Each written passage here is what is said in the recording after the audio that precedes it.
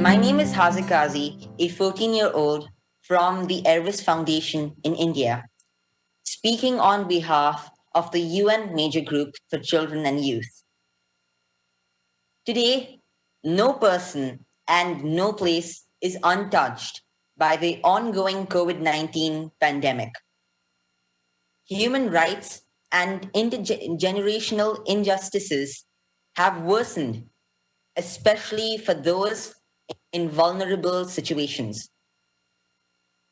Although the full scope of the impact is yet to be defined, instruments such as the 2030 Agenda, Paris Climate Agreement, Sendai Framework for Disaster Risks Reduction, and Financing for Development Agenda serve as a compass to guide us towards an inclusive, sustainable, and green recovery.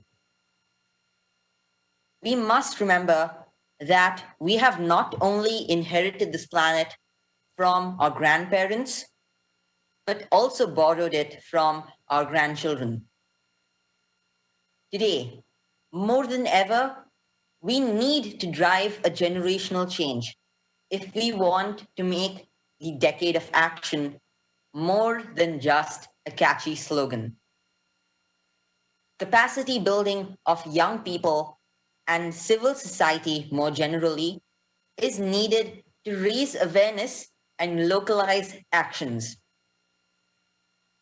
Nations can no longer put people, planet, and peace on a backseat and give the front seat to profit.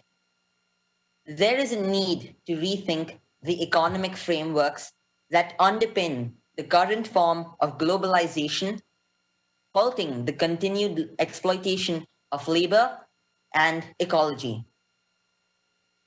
Rights-based participation of critical segments of society can no longer be seen as a choice, but rather a fundamental part of the solution for our collective prosperity. To galvanize efforts in the decade of action, we have the following recommendations. At the global level, the withdrawal from international agreements jeopardizes our collective well-being. Global economic and environmental governance needs to be democratized through reformed, renewed, and newly created multilateral institutions. At the national level, around the world, democratic spaces are shrinking. Follow-up and review mechanisms must encourage active stakeholder participation and peer learning, for example, through parallel reports as well as regional and local reviews.